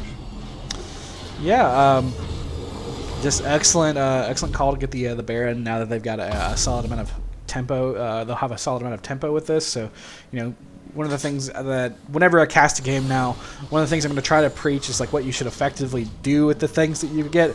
And so the name of the game when you have Baron is that it's a pushing tool. It's not a fighting tool. So I really want to see these guys post up in their side lanes. I really want to see this 3-man unit of Zyra, Akshan, and Gwen siege mid. And then I want to see Yone, who can't be 1v1'd in the side lane. I want to see Alawi, who can't be 1v1 in the side lane. And I want to see this pressure get generated. Because Zyra has the ability to dissuade Alistair's engage. So they have to wait for Zyra to use E or to drop her ultimate before Alistar can use his combo to get in on top of this 3-man. So, you know, they have the potential to really like run this like 1-3-1 situation here, and that's exactly what they're setting up here. But instead of it being a Lowy in the top lane, it's Gwen in the top lane on the side. So like that's also a good thing because she's also an effective duelist. She can 1v1 the Mordekaiser, she can 1v1 the Viego, as we got Washing Hands trying to contest his red buff, but too little, too late. So this is the exact kind of situation that you're looking for. If you're TLC, this is an excellent setup. They're not taking unnecessary fights. They're just getting their waves in positions to where they can crash at the same time, and they can generate as much pressure as possible. And then their fallback point, when they're done pushing, is this dragon that comes up in 20. Yeah, it is just so hard at this point because, you know, one misstep costs you the game when they have Baron like this. So it's very rough to see, and they've just got the jungle taken over. But the fact that they did take away a dragon earlier, they positioned well for that, and were able to take that dragon, means they don't have to worry about getting this one. So they can wait another dragon out and hope that, you know, hey, next time the dragon comes up, they don't have as much pressure, or maybe the tides have shifted a little bit. Yeah, and as a thing to note, we've got third Drake now, so this is Soul Point on the side of TLC. This is a soul that does benefit them pretty well. It's going to, you know, increase the scaling of both Zyra and Yone. You can see Evangelist is literally just going for the tower right now. El Shakaz is looking to go in. Evangelist using the ultimate, healing up so much, but that's going to be an 800 gold shutdown. A little bit of a questionable decision there. Like, I guess he's like, I want to get this turret. Like, I'm committed to getting this turret. But, like, a little lack of awareness to realize, like, how much gold that he had in his pocket that just got translated over the side of TSM. Like, I guess, and like, it went to the one person you did not want that to go to. Yeah, and it went like, to the Samira. You've got the siege happening in mid, but like the thing about like when the turrets are uneven, like they can just commit one direction or the other, and so TSM just committed to Gwen and took the gold out of their pocket and put it in the pocket of Samira. So, interesting call by Evangelist. Yeah, I mean, there's nothing available, so the push is not really going to yield anything for the side of TSM, other than a little pressure. However, Cornstar's going in on the Watching Hand. Watching Hand taking a lot of damage. Cornstar's going to have to dive back. Mammoth is going to opt not to do anything there. Labyrinth 1898 is going to burn the heal, just more as a precautionary thing. I almost expected an engage there from Mammoth onto Cornstar to see if they could get that pick, but nothing's going to happen out of that. They were playing a little cautious, not wanting to overextend themselves. I don't think Samira has used the skull that she just got him in to go from the Gwen. I think she's been sitting on the same items, but she's opted for an executioner item, which makes a lot of sense, considering they're against both Alawi and Yone, who opt for a lot of lifesteal, as well as Gwen, who gets the Conqueror procs to help her extend through the fights. So good selection there. Looks like this is going to be like, I guess she's going to finish the item for number 3 here as she picks up the Zeal. Interesting choice. But you know, they've got like kind of the item advantage going on with their AD carry position here. So you've got the Alistar, you've got the Samira. We know that, you know, Mammoth has a excellent sense of ward control, so they can start playing a little bit more defensively, getting their vision line set up within their jungle to try to look for these picks. Because right now it's a lot of Gwen and it's a lot of Yone kind of moving on their lonesomes on the in-between here. They can find the person to make the engage on here as a Washing Hands. Risky really business. Close there. I mean, because you look at the kills, it's 14 to 16. You wouldn't think that's that much, but then you look at the gold grab. 7.5k gold lead. Cornstar's going in. He's just going to look to take down this tower. He's going to ult onto Cornstar. So Cornstar is going to end up going back there after the ult. Kill picked up by Labyrinth 1898. The nice ultimate onto multiple people. Cornstar might actually get taken down here. We're seeing the engagement by El Shakaz, who's going to ult. He's going to pick up the kills onto multiple people, and now it's just going to be a trade. However, Evangelist is still pushing in the mid lane. Is going to be able to take down this inhibitor, but that was a 3 for 2 there. Yeah. Actually, it was a 4 for 2. Hodor Nation, I believe, also got revived because of a kill from Akshan, but a great defense there. Overall, yeah, a solid stand, a very big fight, very great timing on CC abilities coming out. I was a little worried about the edge of that fight with Syndra having to walk all the way from bottom lane to get to this situation, but the overcommitment by Yone and the overcommitment by Quadratics to get into the mix on this really kind of set them up to be in the range of all of the CC of TSM, and it allowed Samir to do Samir things. An excellent flash by El Shaka to get deeper into the fight to chase down for his last reset. So, you know, we've got Samir at the point now where she can do Samir things, and seems to be opting for Infinity Edge. It looks like it's going to be her fourth item here, electing to get the full Mortal Reminder rather than just the Executioner's component. As we've got a little bit of posturing around this this Baron area. Game's gotten closer to even now. I do want to highlight one really good thing that I think helped swing that fight was that Zanzan ulted onto Cornstar. So Cornstar was stuck in the Death Realm when the Alistar and Viego did try to make an engage there. So it just allowed, I mean, Cornstar got a nice ult off at the end, but everybody was still very high health when he was able to do that. So, like, you had your Alistar who survived going through that ultimate and did a lot of stuff there. But now we're seeing more fights going in. Quadratics landing all the damage onto Zanzan. Oh my goodness. Oh, the flashing by Hoder Nation is going to probably pick up this kill on Zanzan. No, he's going to flash out. He does have TP, but he's going to get hit by a tentacle there and is going to get taken down. This is going to be scary now because this Dragon's here. You don't want to give up this Infernal Soul, but Quadratics just trying to get into the backline. And you see Cornstar ulting in. He's going to miss everybody.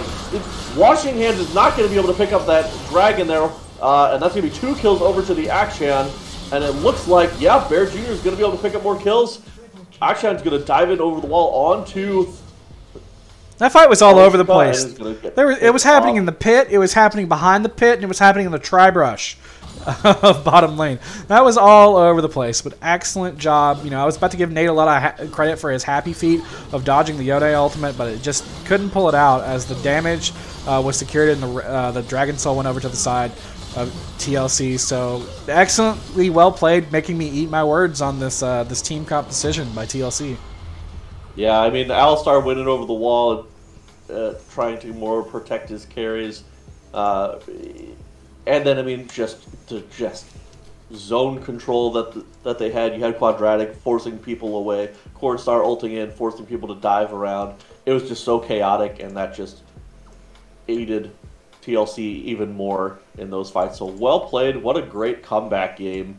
And what a great comeback inside of this game as well, not just from game 1, because they were also getting pretty far behind early and came together as a team, fought really well, and were able to pull out the win. Yeah, excellent to see that, you know, such a stomp, basically. I'm not to mince words. Like, such a stomp that occurred in game 1 didn't deter the mental of the side of TLC, because, you know, we talked about that in the early game of when, you know, we looked at these teams at the beginning of the season, like, the ceiling is super high on the side of TLC, and the only thing that would hold them back would be their mental going awry. But excellent job in showing resilience and basically just being the better players in game 2, like the better individual players. So full props to him. As I'm getting the straw poll up for a game 2 here. Yeah, I mean, a great game overall. And now we obviously got to start talking about MVPs of this game. Multiple you can talk about because everybody played well. Quadratic played super well, got so much split push pressure in, was just an absolute monster by himself. Evangelist played a super strong game, played really well early, got several solo kills onto Washing Hands there. And in those fights was able to survive a couple of engages and then just pick up kills. 9, 4, and 6, did a lot of work there. Cornstar coming back from being 1 and 4 to 5, 6, and 14 and just making a huge difference in these fights.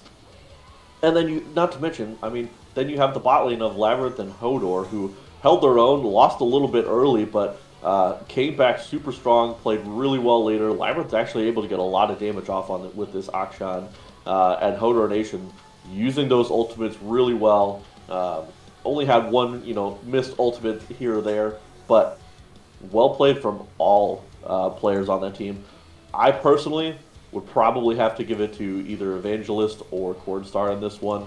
I would say probably Evangelist is my choice just because of how well he ended up playing the jungle, got those solo kills, got the game rolling, and in a couple of those early fights was just able to just disrupt in that backline, stay alive so well. Yeah, I'm also going to give it to an Evangelist for his efforts in the game. I think he did an excellent job of being able to kind of play off of the missteps of TSM during this game, because there were multiple instances where, like, if Viego stun hits now, or if Alistair stun combo hits him instead, like if the engage point is him instead, then those early situations where he should have been dead, they change, and he dies, and we're talking about TSM maybe winning this game because they get the tempo advantage from there.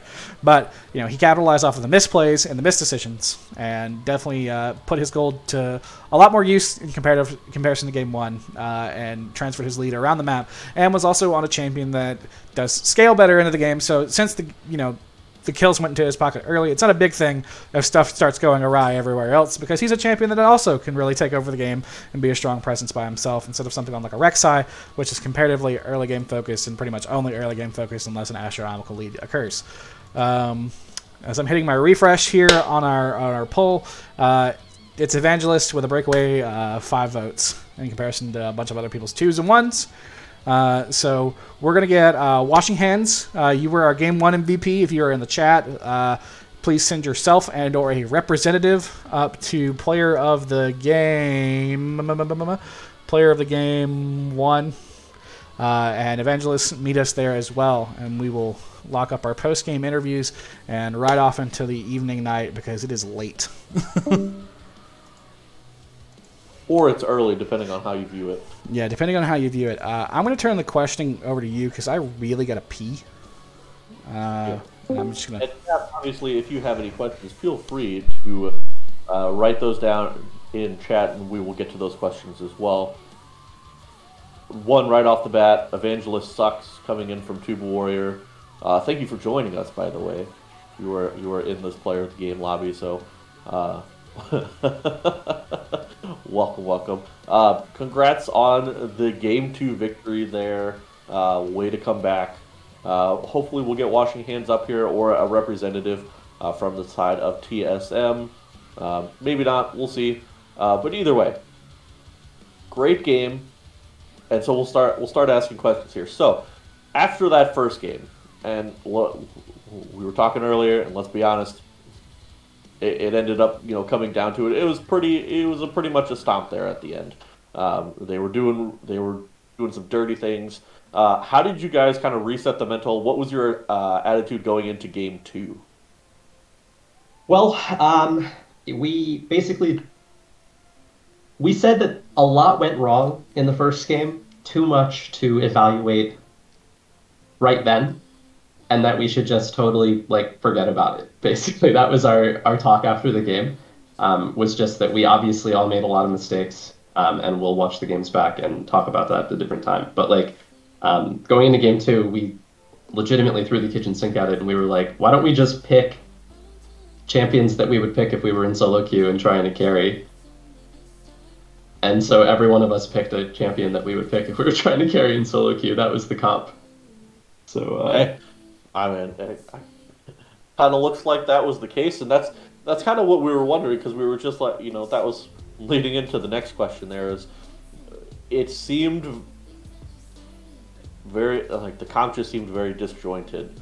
You wanted to dive in, you had the Alawi who wanted to dive in, but things didn't necessarily just mesh. But you guys made it work. How did you calm down Cornstar on his 0-4 start? Oh, Corn wasn't upset. We were really, I think it was just a matter of recognizing what point in the game we were at. Keith wants me to talk about when I got mad when he took my camp. I fake raged at Keith in the middle of the game because he stole a camp from me. But Cornstar, he wasn't mad. He wasn't mad at all. He was chilling, didn't know what to do at a certain point, but I realized that we still had early Herald up. There were still plates available. There were a lot of avenues to get gold on him. And the reason I like Gwen, even though it is kind of like a no CC character outside of the ult, is that she's really good at snowballing in general, not just herself, but she's good at snowballing objectives, which means the rest of the map, taking towers and stuff like that. So I just knew that we were still at a place where there was a lot of free gold for Corn to get. So even though the score looked bad, KDA wise, like there's no way a player of his mechanical ability is going to be out completely. So yeah, I'm back, and I think that was a good decision to flip to something that like kind of takes off a little bit later in the game for you, because you have the ability, like the natural mechanical ability, to really play early game really well. And so seeing you on something like the Gwen in comparison to something like the Rek'Sai that has like this, like the Rek'Sai falls off extremely hard even with a lead, but seeing you on the Gwen still having the success in early game and then translating into the late game was really fun to see. We really, the other thing about the conversation after the first game was just like our team hasn't gotten a chance to really practice together a lot yet. We've got a lot of like kind of weird work schedules. So we talked about that as well, just the fact that there's a lot of things that happened in the first game, specifically even just a point to bring up for the viewers' sake for a little inside look at like what was going on with our team. We had a little bit of misunderstanding about what the Lissandra passive means for like how you should position in a team fight.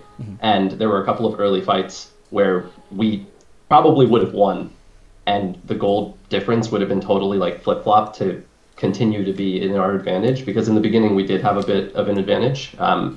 But we like backed off of fights when the Lissandra passive was working its way through their team, when we could have just like totally cleaned them up. Stuff like that was things that we realized were happening. So that was why we did the whole kitchen sink approach with this second game, was we were trying to recognize that like regardless of what happens tonight, we know that we have to practice more together so that we can actually put like a good effort forward.